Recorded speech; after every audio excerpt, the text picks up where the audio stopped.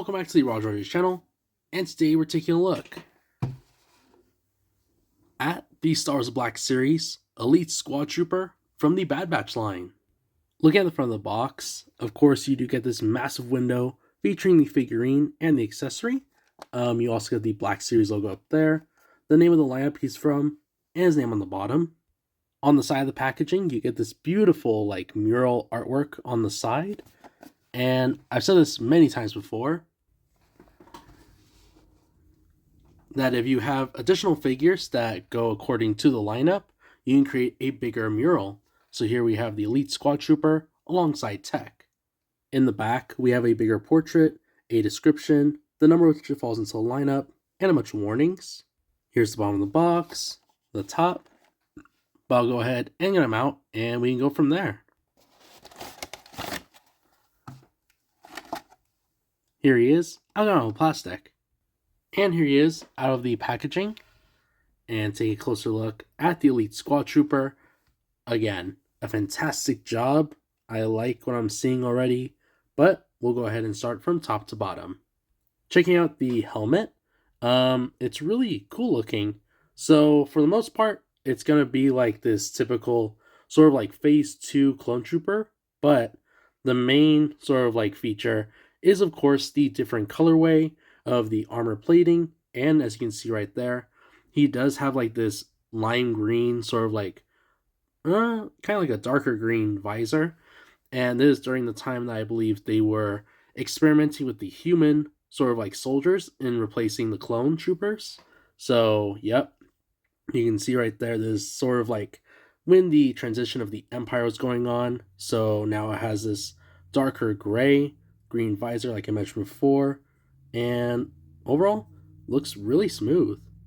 And as far as articulation goes, he does have a joint at the neck and the top of the head, so you get plenty of movement here, side to side, back and forward. And then I was just curious to see, and yep, sure enough, he does have an unpainted head right there. I'll zoom in for you guys. That's pretty much the thing keeping the articulation up right here, and you don't lose any sort of movement, which is nice, but there is no way to remove the helmet and see the unpainted head. Checking out the torso, again, it is sort of like the Phase 2 type of chest plate. Looks very nice, like that shiny gray color. And then we have the backing right here. He does have a ball joint right here in the upper waist, so you get plenty of movement here, side to side, back and forward. Checking out the arms, the arm does go up about there, and the shoulder pads are connected right here instead of the shoulder joint, so you can easily go around without having to move things around. I do like that kind of feature. Elbow joint, of course, goes up right there, has a swivel, and a swivel at the wrist and at the hand. Other side as well. Arm, of course, sticks out pretty good, and then you're able to move it all the way around. Elbow joint has a swivel and some articulation at the wrist and at the hand. Checking out the waist, he does have this sort of belt piece that has some packs and things like that, and unfortunately the grenade does not remove, and it's all in this gray color. And now checking out the legs, he is able to go almost into a full-on split. He is able to sit down, and the leg movement goes back pretty far. He does have a swivel right here around the thigh. And then checking out the knees, he does have a double jointed knee, so it goes way above a kneeling position. And then real quick, I just noticed that. I figured that it was a pinless figure, but it's only pinless right here in the elbow joints and not in the legs, which is kind of interesting.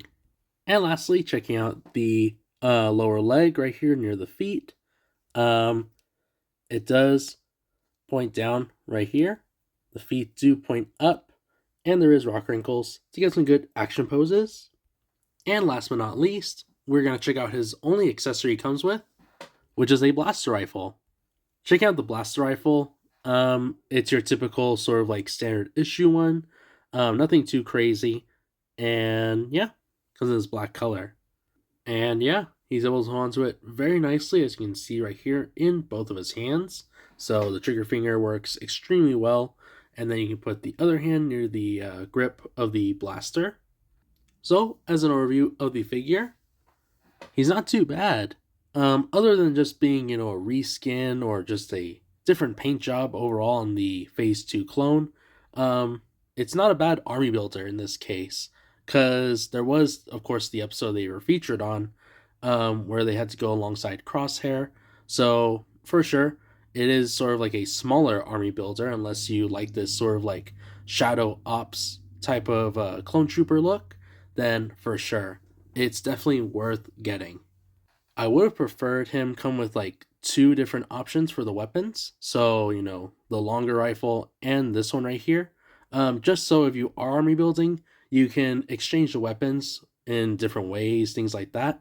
And you can build up on weaponry. So that'd be kind of cool if they were to kind of reissue him later on.